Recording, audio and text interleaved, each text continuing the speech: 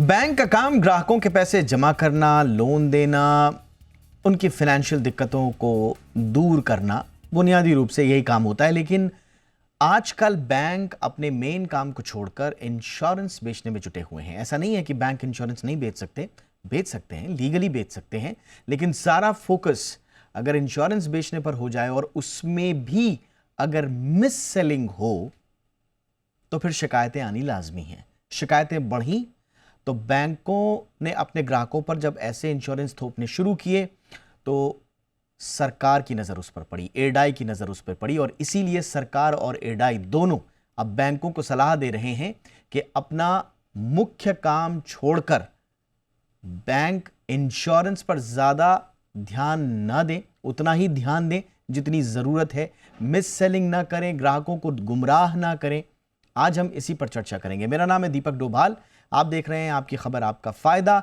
वित्त मंत्री निर्मला सीतारमण और एडाई चेयरमैन दोनों की तरफ से ताजा बयान आए हैं बैंकों को सलाह देते हुए। आज हम इसी के इर्द गिर्द इस चर्चा का आयोजन कर रहे हैं। पहले खास मेहमानों के साथ लौटेंगे, लेकिन उससे पहले ये रिपोर्ट देखिए।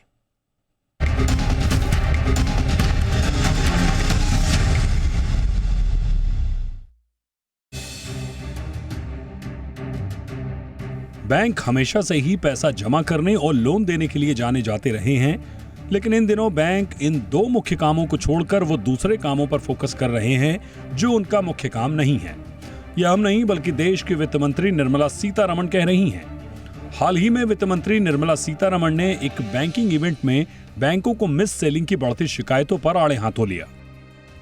Miss selling and I would say in added और contributed in indirect ways of increased cost of borrowing for the customers.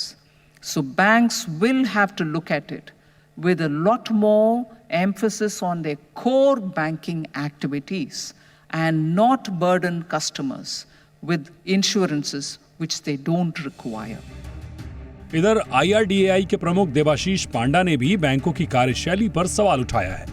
Debashish पांडा ने बैंकों द्वारा इंश्योरेंस प्रोडक्ट्स के मिस सेलिंग यानी गलत तरीके से बेचने पर चिंता जाहिर की। उन्होंने कहा कि बैंकों का काम केवल इंश्योरेंस बेचना नहीं है, बल्कि ये एक इंसिडेंटल काम होना चाहिए। उन्होंने कहा कि बैंक और ग्राहकों के बीच लंबे समय से भरोसे का रिश्ता रहा है और ये जिम्मेदारी है कि बैंक सही प्रोडक्ट को सही कीमत पर बेचें। The banker channel is a very useful channel, but of late a lot of ills have crept into the system. I think we all need to sit together, thrash out that so that we restore that confidence, and it should become a distribution model which is low cost. You don't need to run after, chasing customers. You have to give the option to the customer, no mis-selling, no force selling. Debashish पांडा ने बताया कि बैंकों द्वारा insurance products की बिक्री में कई खामियां सामने आई हैं।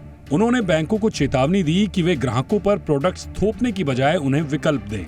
मिस सेलिंग तब होती है जब बैंक जानबूझकर या गलत तरीके से ग्राहक को ऐसा फाइनेंशियल प्रोडक्ट बेचता है जो उसे चाहिए नहीं होता और भविष्य में उसका बोझ बढ़ा सकता है। इसमें ग्राहक को गुमराह किया जाता है कि उसे इससे फायदा होगा। बैंकों पर भरोसे के कारण ग्राहक भी ज्यादा सोचे समझे बगैर इंश्योरेंस प्रोडक्ट खरीद लेते हैं और बाद में जब उन्हें ठगी का एहसास होता है तो IRDAI जैसी संस्थाओं के पास अपनी शिकायत दर्ज कराते हैं। शिकायत के इन्हीं आंकड़ों ने IRDAI और सरकार दोनों के कान खड़े किए हैं। वित्त मंत्री और IRDAI चीफ की इन टिप्पणियों के बाद मंगलवार को इंश्योरेंस कंपनियों के शेयरों में भारी गिरावट देखी गई। ये इसलिए क्योंकि बैंकों का इंश्योरेंस कंपनियों के साथ गहरा नाता है और वे प्राइवेट लाइफ इंश्योरेंस कंपनियों के लिए सबसे बड़े डिस्ट्रीब्यूटर हैं। बीमा क्षेत्र में भारत विश्व का 10वां सबसे बड़ा बाजार है और अगले 7-8 वर्षों में 6ठा स्थान हासिल कर सकता है। लेकिन इस ग्रोथ का असल मापदंड ग्राहकों का संतोष और भरोसा होना चाहिए, न कि उन्हें गुमराह करने की नीति। IRDAI और सरकार को भी बैंकों की इस गलत नीति पर सिर्फ हिदायत देने की जगह उपभोक्ता अधिकारों की रक्षा के लिए और सख्त कदम उठाने होंगे ताकि ग्राहक के हाथ में बैंकों की मिस सेलिंग के खिलाफ कानूनी रूप से हथियार मिल सके। ब्यूरो रिपोर्ट, जी मीडिया। बहुत ही खास मेहमान इस वक्त हमारे साथ जुड़ चुके हैं। स्वागत करते हैं सुभाष चंद्र गर्ग सर का, पूर्व वित्त सचिव और आर्थिक मामलों के जाने माने जानकार। गर्ग सर, गुड इवनिंग, बहुत बहुत स्वागत है आपका।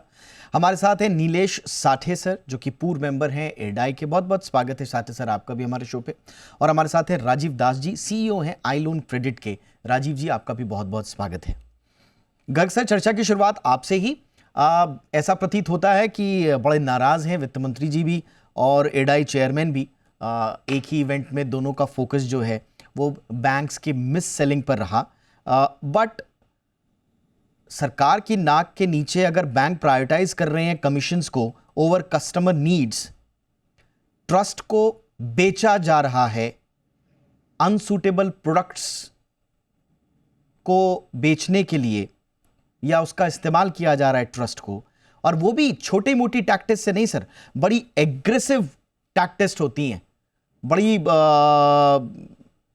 प्रॉफिट मोटिव्स वाली टैक्टिस होती हैं, और ग्राहक को समझ में ही नहीं आता है कि वो तो सोचता है कि बैंक में हम आए हैं, यहाँ पर हमारे अच्छे भलाई की बात हो रही होगी, तो जो बैंक वाले कहेंगे वो चुपचाप सुन लिया जाए। तो सर ये किस परिधि में हो रहा है सर? ये थोड़ा सा इसको समझाएं कि ये गवर्नमेंट की चिंता के एस्पेक्ट्स क्या क्या हैं अलग अलग। So, Deepak, I'm a bit surprised by this sudden outburst. ये जो अभी अचानक हुआ है outburst from the finance minister और IRDAI चेयरमैन की तरफ से, टारगेटिंग बैंक्स कि वो बैंक अश्योरेंस में प्राइवेट या इंश्योरेंस प्रोडक्ट्स को ज़्यादा बेच रहे हैं और अपना मेन काम पे शायद कम ध्यान दे रहे हैं। ये सडनली क्यों शुरू हुआ है, इसके पीछे जाना थोड़ा ज़रूरी है। लेकिन ये सही है कि बैंक्स जो हैं उनका प्राथमिक काम इंटरमीडिएशन है, सेविंग्स लोगों की लेके क्रेडिट प्रोवाइड करना, और वो आज भी बैंक के, अगर आप प्रॉफिटेबिलिटी को देखिए, बैंक के प्रॉफिट मुख्यतः 4 स्रोत से आते हैं, जिसमें ये जो नेट इंटरेस्ट इनकम जो इस बिजनेस से अर्न करते हैं वो लोन देके और डिपॉजिट्स के मार्जिन्स के बीच में, उसके अलावा ये अदर इनकम जिसमें इंश्योरेंस प्रोडक्ट वगैरह शामिल आती है, उसके अलावा एनपीएस में कमी और साथ में इंटरेस्ट रेट्स में जो बढ़ोतरी और घटोतरी का बाद उनके जो ट्रेजरी इनकम्स होती हैं, बैंकों के कुल मिला के प्रॉफिट्स में अदर इनकम्स बढ़ रही हैं पिछले कुछ समय से, लेकिन अभी भी उसका शेयर 15-20% से ज़्यादा नहीं है, और सरकारी बैंकों में तो काफ़ी कम है, प्राइवेट बैंक्स में बढ़ रहा है। इंश्योरेंस प्रोडक्ट भी ज़्यादा private banks private insurance companies के बेच रहे हैं बजाय सरकारी इंश्योरेंस कंपनियों के। तो ये एकदम से जो बात उठी है उसके पीछे अगर आप जाने की कोशिश करें तो मुझे एक तो ये सही नहीं लगता कि बैंक अपना कोर बिजनेस जो है उस पर ध्यान नहीं दे रहे हैं।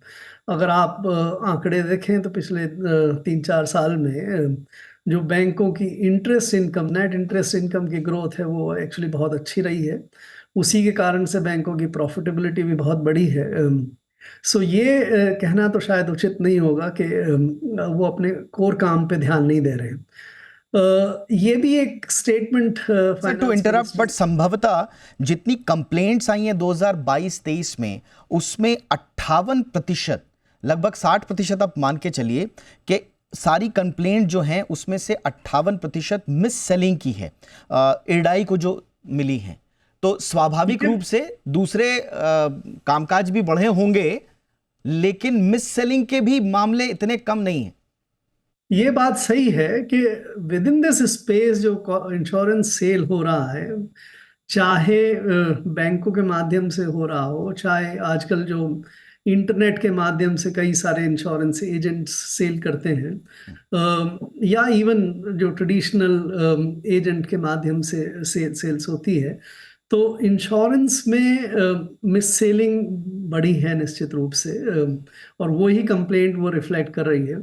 लेकिन उसके कारण से बैंकों को बहुत ज़्यादा उनका ध्यान भंग हो रहा है, उनके प्रॉफिट कम हो रहे हैं या उनकी कॉस्ट बढ़ रही है, ये कनेक्शन जो है वो मैं कह रहा था कि वो उचित नहीं है। नाउ अब आप मिस सेलिंग या पे अगर आते हैं तो मिस सेलिंग को आपको इस दृष्टिकोण से देखना होगा कि ये बैंक्स ज़्यादा मिस सेल कर रहे हैं या दूसरी और जो चैनल से जिसके जरिए इंश्योरेंस बिकता है उसमें ज़्यादा मिस सेलिंग हो रही है।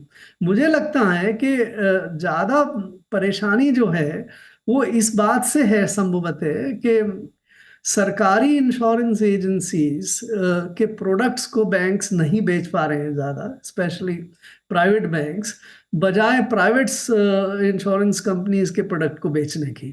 तो हकीकत में जाना ज़्यादा ज़रूरी है, और उसको क्वांटिफिकेशन करके कि वास्तव में, और इसको जो अगर ये लिंक हम एस्टेब्लिश करें कि बैंकों का जो कोर बैंकिंग काम है उससे हट रहे हैं, वो मुझे ठीक नहीं लग रहा। ये जरूर हो सकता है कि कोर बैंकिंग के कामों से बैंक शायद इतना ना भी हट रहे हों।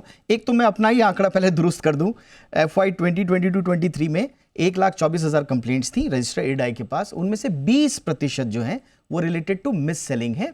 हाँ, उसमें जो मिस सेलिंग ग्रीवांसेस हैं वो लगभग 58% थे। तो टोटल कंप्लेंट जो रिसीव्ड बाय इंश्योरेंस ऑम्बुड्समैन, तो यहाँ पे मैं अपना डेटा करेक्ट कर देता हूँ। जहां तक इसमें और भी अगर आपके पास हो दीपक, यस सर, तो इसमें जो कंप्लेंट्स मिस सेलिंग की हुई वो बैंकों से कितनी ओरिजिनेट हुई, हाँ ये दूसरों से कितने ओरिजिनेट, ये आपके पास आंकड़ा हो तो ये भी बता दीजिए। राइट सर, इसमें थोड़ा सा और डिग करना पड़ेगा कि बैंकों से पर्टिकुलरली कितना है, बट हम ये मान के चल रहे हैं कि अगर देश के वित्त मंत्री अगर इस बारे में चिंता व्यक्त कर रही हैं साठे सर, ये ऐसा लगता है कि आपने कोर पर्पस तो ठीक है, आपका कोर जो काम है बैंक्स का वो तो ठीक है, वो तो आप अपना काम उससे कर रहे हैं, बट ऐसा नहीं लगता कि आपने इंश्योरेंस के कोर पर्पस को हटा दिया। इंश्योरेंस का कोर पर्पस है आपका रिस्क प्रोटेक्शन, वो आपने अपने प्रॉफिटेबिलिटी का एक टूल बना दिया। तो कम से कम यहां पर तो बैंक्स को सीधा करना चाहिए साठे सर।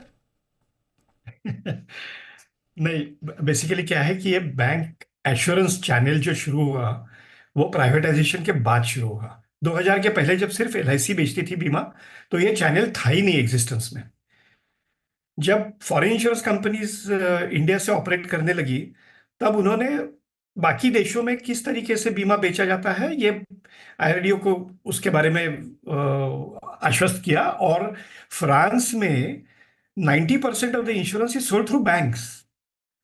अब ये अगर है तो बैंकों का क्या है कि ब्रांचेस काफी है, रूरल में है, सेमी अर्बन एरियाज में है, वहां तक लोग जहां एजेंट पहुंच नहीं सकता है वहां बैंकों की ब्रांचेस है। तो इंश्योरेंस पेनिट्रेशन बढ़ाने के लिए अगर हम बैंकों को अलाउ करें बीमा बेचना तो बेहतर होगा। इस तरीके से फिर IRDAI ने ये स्टैंड लिया, और फिर कॉर्पोरेट एजेंसी के तहत बैंकों को भी लाइसेंस देना शुरू हुआ। Banks are corporate agents basically, बाकी भी है कॉर्पोरेट एजेंट, मगर banks are one of the corporate agents, और उसका फायदा भी हुआ। इसको काफी बड़े पैमाने पे बैंक का श्योरेंस एक टर्म कॉइन होता है सर शायद इसके लिए। पardon? बैंक का श्योरेंस जो मैं पढ़ पा रहा हूँ, बैंक का कहते हैं इन शॉर्ट बैंक एश्योरेंस। तो बैंक एश्योरेंस के थ्रू बीमा भी बहुत बढ़ गया। अब क्या होना चाहिए कि बैंकों ने फोर्सफुली क्लाइंट्स को बीमा नहीं बेचना चाहिए। बैंक जो है वो म्यूचुअल फंड भी बेचती है और उसके भी कंप्लेंट्स आती है, नहीं ऐसे नहीं, मगर फोर्सफुली इसलिए वो बेचने की कोशिश करते हैं क्योंकि उसमें उनकी आय बहुत बढ़ती है। अब हर एक को मालूम है कि इंश्योरेंस का कमीशन जो है वो 10% से 20-25% तक जाता है। तो कई बार ये होता है कि बैंक्स ये रेवेन्यू बढ़ाने के लिए अगर कोई फिक्स डिपॉजिट करने के लिए बंदा है तो उसको ये कन्विंस करने की कोशिश करते हैं कि तुम सिंगल प्रीमियम में बीमा ले लो, ताकि वही है 5 साल बाद आपको फिक्स डिपॉजिट का जो मिलेगा वही यहाँ मिलेगा वगैरह वगैरह, जो कि गलत है। जो गलत है वो गलत है और उसको सुधारने की जरूरत है। अब फ्रांस जैसे देशों में या यूरोप में स्पेशली बैंक एश्योरेंस का मॉडल बहुत सक्सेसफुल प्रूव हुआ है। तो ये देखने की जरूरत है कि वहां पे भी हुआ होगा शुरू में मिस सेलिंग वगैरह, तो उन्होंने किस तरीके से वहां के जो सुपरवाइजर है, इंश्योरेंस सुपरवाइजर, वहां रेगुलेटर नहीं कहते, वहां सुपरवाइजर कहते हैं, तो उन्होंने किस तरीके से इस पे अमल किया है ये देखने की जरूरत है जी। और बैंकों की एक्टिविटी तो accepting deposits for the purpose of lending यही है, उसको छोड़ के अगर ये एक्टिविटी कर रहे हैं तो ये एक IRDAI प्रिस्क्राइब चेक करना चाहिए कि आपके लोगों ने बीमा इंश्योरेंस का ट्रेनिंग लेके वो आप अगर बेचे तो बेहतर है। क्या हो रहा है कि वहां इंश्योरेंस कंपनीज के लोग जाके बैठते हैं और ब्रांच मैनेजर जो है वो कहता है कि देखो ये हाउसिंग लोन ले रहे हैं, इनको एक क्रेडिट लाइफ की पॉलिसी दे दो। Now that is something which is not correct. This should be canvassed and sold by banks only. तो बैंक के जो एम्प्लॉयज होंगे उनको टेस्ट पास करनी पड़ती है, तो अब हुआ क्या कि हर ब्रांच में एक एक बंदे को टेस्ट पास करवा दिया। जी अब एक से क्या होता है, जब हजारों पॉलिसीज वहां जा रही है तो एक बंदे से के थ्रू तो जा नहीं रही है। राइट सर, तो राइट सर। इंश्योरेंस कंपनीज उनको असिस्ट करने के लिए वहां पे अपने लोग लगाते हैं, जिसे पीओएसपी कहते हैं। नहीं इसका Point of Sale Person। हाँ ये सर, आपने बहुत ये इंपॉर्टेंट करना था। बात बोली। एक ऑब्जर्वेशन जो और था जब इस बारे में हम बातचीत कर रहे थे, वो बड़ा अजीबोगरीब था कि रूरल एरियाज में खास तौर से इन मिस सेलिंग्स की घटनाएं ज्यादा बढ़ रही हैं, और वहां पर तो तथाकथित रूप से जो बैंक मित्र हैं, बाकायदा बैंक्स उनको खाते खोलने के टारगेट दे ना दे, लोन देने के टारगेट दे ना दे, इंश्योरेंस बेचने के टारगेट दिए जा रहे हैं। अब बैंक मित्र का काम अगर इंश्योरेंस बेचना रह गया तो फिर वही मैं कह रहा हूं कि ये सारासार गलत है, इसमें कोई शक नहीं है। Yes sir. ये जो बैंक के जो एम्प्लॉइज है उनको टेस्ट पास करनी पड़ती है। तो पहले तो ये देखा गया था कि पूरे बैंक के सर्कल में एक ही बंदा था जो टेस्ट पास, और हर प्रपोजल पे वही साइन करता था, भले वो यानी भंडारा की पॉलिसी हो तो नागपुर का जो बंदा होगा वही साइन करेगा। अरे ऐसे कैसे हो सकता है? इंश्योरेंस जब बेच रहे हो तो प्रपोजल फॉर्म पे विटनेस करके एजेंट को साइन करना पड़ता है। राइट तो सर। ये तो हो नहीं सकता कि नागपुर में बैठे जो बंदा है वो भंडारे के क्लाइंट का विटनेस करे। तो फिर ये आईआरडीए ने इन्फोर्स किया कि जिस ब्रांच में सेल हो रहा है वहां पे ये होना चाहिए। तो उन्होंने क्या किया, सेंट्रलाइज कर दिया कि सारा बीमा जो है वो नागपुर में सेंट्रलाइज। इस तरीके से ये वाया मीडिया निकालने की बात करनी होनी नहीं चाहिए। Okay insurance should be sold to those who need it and deserve it, and that is something which is required to be controlled and checked. IRDA का तो रोल है ही। अच्छी बात है कि रिजर्व बैंक और फाइनेंस मिनिस्टर मैडम ने भी ये मुद्दा उठाया है। और राइट सर। अब इसमें सर, इसमें मेरे सवाल, अभी छोटे से ब्रेक ले लेता हूं। राजीव दास जी से मैं ब्रेक पर आने के बाद कुछ सवाल पूछूंगा, और यहां पर कुछ क्रिटिकल पॉइंट्स जो हैं वो सरकार के लिए और इरडाई के लिए भी उठते हैं।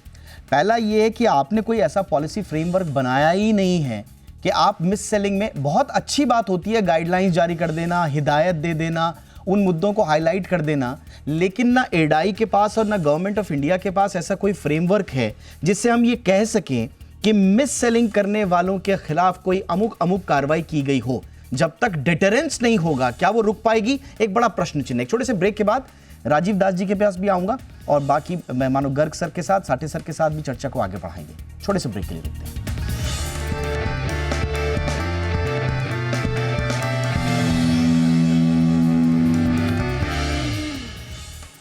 तो क्या बैंक अपनी कोर बिजनेस प्रैक्टिसेस छोड़कर मिस सेलिंग और इंश्योरेंस पर ही ज्यादा अटक रहे हैं? आज हम इसी पर चर्चा कर रहे हैं। ये हमारा मानना तो नहीं है, लेकिन कम से कम वित्त मंत्री देश की और इरडाई के चेयरमैन जरूर ये मान रहे हैं, और अब हम भी ये मानने को मजबूर हैं कि क्या वाकई में जो कोर प्रैक्टिसेस हैं उनको शिफ्ट करके मिस सेलिंग पर आ रही, क्योंकि मिस सेलिंग की बहुत सारी शिकायतें मिली हैं। राजीव जी, अब आपके पास आएंगे। मिस सेलिंग जिसका उपयोग वित्त मंत्री जी ने, इरडाई चेयरमैन ने किया, फोर्स सेलिंग, साठे सर ने यहां पर फोर्स सेलिंग भी कहा कि वो भी नहीं होनी चाहिए, गर्ग सर ने भी कहा। जी बिजनेस की हमारी अपनी इन्वेस्टिगेशन कहती है कि एक और टर्म है जिस पर ज्यादा ध्यान नहीं दे पाते हैं कोई, और वो है डार्क सेलिंग। आप जब किसी को लोन देते हैं उसके बाद पेपर साइन होते रहता है, 100 150 पन्ने का पेपर साइन आप करते रहते हैं, पता चला है कि बीच में 4-5 इंश्योरेंस के पेपर भी आपने साइन कर दिए हैं, वो तो डार्क सेलिंग हो गई। क्यों ऐसा, क्यों राजीव जी? और अच्छी कमाई नहीं हो रही है क्या बैंकिंग में? नहीं, इसमें आपको 2-3 चीजों का ध्यान रखना पड़ेगा। अगर आप लास्ट 5-7 इयर्स की बात करें तो कहीं ना कहीं जो बैंक्स को जो कस्टमर्स जो जाती है आज के डेट में, वो कहीं ना कहीं तादाद कम हो चुकी है। With UPI payments, with digitization होने से बैंक्स में आज जो ग्राहक, आप कोई भी बैंक में चले जाइए other than public sectors banks को छोड़ के, तो आपको जो ग्राहक मिलेंगे बहुत कम मिलेंगे जो आके ऑपरेट करते हैं। सो कहीं ना कहीं एक एक्स्ट्रा इनकम की आप बात कर रहे हैं, वो ठीक है, बट देयर आर ऑल्सो, आप ये सोचिए कि there are 2 facts to it. मैं हमेशा इसको दो साइड में कहना चाहता हूँ। एक कहना है कि जैसे आपने एक हाउसिंग लोन लिया, कि कहीं ना कहीं अगर आप 15 इयर्स का एक लोन ले रहे हैं और आपके मन में है कि आप 5 इयर्स में क्लोज करना चाहते हैं, तो ये इंपॉर्टेंट है कि आप एक 5 ईयर का एक टर्म का एक लोन ले ले जो आपके मॉर्गेज के इंश्योरेंस को कवर करेगा। तो कहीं ना कहीं जो फाइनेंशियल लिटरेसी है वो कहीं ना कहीं प्रॉब्लम आ रहे हैं। आपने जैसा बैंक मित्रों के बारे में बोला है, तो जो रूरल एरियाज है वहां पे एवरीथिंग इज कंसर्न्ड, वो हमेशा उनको भरोसा करता है। हमेशा याद रखिए, जैसे हमारे फेलो पैनलिस्ट और सर ने भी यही बात कही कि bankers are the face of the customers. है ना, बैंकर्स को वो ज्यादा समझते हैं, उनको ज्यादा तवज्जो देते हैं, तो वो जो बोलते हैं वो सच बोलते हैं या झूठ बोलते हैं वो वेरीफाई जनरली नहीं होता है। तो मेरे हिसाब से जो आज के डेट में जो बाद में एक कॉल जाती है कस्टमर को और कस्टमर को उस पॉलिसी के बारे में बताया जाता है, ये एक इंपॉर्टेंट स्टेप है। वो इमीडिएटली वो इंश्योरेंस अगर मिस सेलिंग हुआ है तो उसको आप अरेस्ट कर सकते हैं। दूसरा, आपको जो आज के डेट में जो बैंक्स में सीनियर सिटीजन जाते हैं, हमने लास्ट टाइम भी एक प्रोग्राम किया था जहां पे ये बात हुई थी कि कहीं ना कहीं सीनियर सिटीजन को भी इंश्योरेंस दे दिया जाता है, चाहे वो फोर्स सेलिंग हो, मिस सेलिंग हो, कहीं से भी। That has to get stopped. Prime target हमारे बुजुर्ग लोग ही हैं। हम जैसे लोग, युवा लोग तो आजकल सवाल पूछने लगे हैं, अपने पॉलिसी डॉक्यूमेंट्स पूछने लगे हैं। लेकिन एक बड़ी समस्या ये भी है कि आप किसी बैंक में जाइए और आपको बड़े बड़े, चाहे सरकारी बैंक हो चाहे प्राइवेट बैंक हो, देखने में ये आता है कि आपको सरकारी योजनाओं के नाम पर भी कुछ इंश्योरेंस प्रोडक्ट बेच दिए जाते हैं। पॉलिसी डॉक्यूमेंट आज तक हाथ नहीं आया आपको सिर्फ ये पता चलता है कि मेरे पैसे कट गए, बस। जब आप अपना पासबुक को अपडेट करने जाते हैं तो उसमें आपको दिख जाएगा कि इतने रुपए कट गए हैं, लेकिन पॉलिसी डॉक्यूमेंट आज तक हाथ में नहीं आया। तो ये तो दिक्कत तो बड़ी डीप डाउन घुसी हुई है सर। नहीं, एक जोक है जो हमारे बैंकिंग सर्कल में हमेशा बात होती है कि कस्टमर आता है, बोलता है मुझे मेरी पासबुक एंट्री करनी है बट मुझे कोई इंश्योरेंस नहीं लेना है and all, so he is warning the other people not to stay away from him. देखिए, कहीं ना कहीं आई एग्री विथ यू कि there has been a category of people जहां पे मिस सेलिंग हुआ है, बट ये ओवरऑल अगर आप बोलेंगे तो ऐसे नहीं है कि हर आदमी के साथ होता है। बट कभी कभी पॉलिसीज की जो टर्म्स एंड कंडीशंस रहती है वो लोगों को समझ में नहीं आती है, तो यहाँ पे गलती होने की बहुत आवश्यकता है। बट आपने बड़ी what is the accountability. Absolutely. देखिए, ये डेटा बहुत कम है जो एडाई के पास आया है, कंप्लेंट्स का डेटा। हमारा ये मानना है कि ये डेटा बहुत कम है, क्योंकि आधे से ज्यादा लोग, हमारा ये मानना है कि आधे से, अनुमान है कि आधे से ज्यादा लोग तो समझ ही नहीं पाते हैं कि उनके साथ मिस सेलिंग हो गई है। वो तो आज भी ये सोच रहे हैं कि जो मेरे को बैंक वाले मैनेजर भाई साहब ने जो मेरे को इंश्योरेंस प्रोडक्ट बेचा है वो तो बहुत बढ़िया है, वो तो मेरे काम ही आ रहा होगा, लेकिन उनको नहीं पता कि उनका वित्तीय बोझ कितना बढ़ गया है। बट मॉनिटरिंग का क्या, मैं गर्ग सर के पास आऊंगा। सर, इसमें पॉलिसी वीकनेस भी है क्या कहीं पे, कि हम सही तरीके से मॉनिटर नहीं कर पा रहे, हम सिर्फ तब रिएक्ट कर रहे हैं जब हमने अलार्मिंग डेटा देखा शिकायतों का? देखिए, एक तो ये बात जो काफी फोर्स्ड सेलिंग या मिस सेलिंग के कंटेक्स्ट में बात हो रही है, ये बैंक्स का पूरा सिस्टम आज बहुत सारे प्रोडक्ट्स को सेल करने में और क्रॉस सेल करने में लगा हुआ है, इंक्लूडिंग लोन्स। आपके पास ये भी बहुत कंप्लेंट आती है कि लोन्स भी जबरदस्ती दिए जा रहे हैं या परसुएड किया जा रहा है कि आप लोन ले लीजिए, इसके लिए ले लीजिए, उसके लिए ले लीजिए। म्यूचुअल फंड्स की बात हुई थी, इंश्योरेंस की। तो एक तो ये मेरे ख्याल से नहीं मानने के पे चलना चाहिए कि केवल इंश्योरेंस प्रोडक्ट्स को ही हार्ड सेल किया जा रहा है। और इंश्योरेंस प्रोडक्ट में एक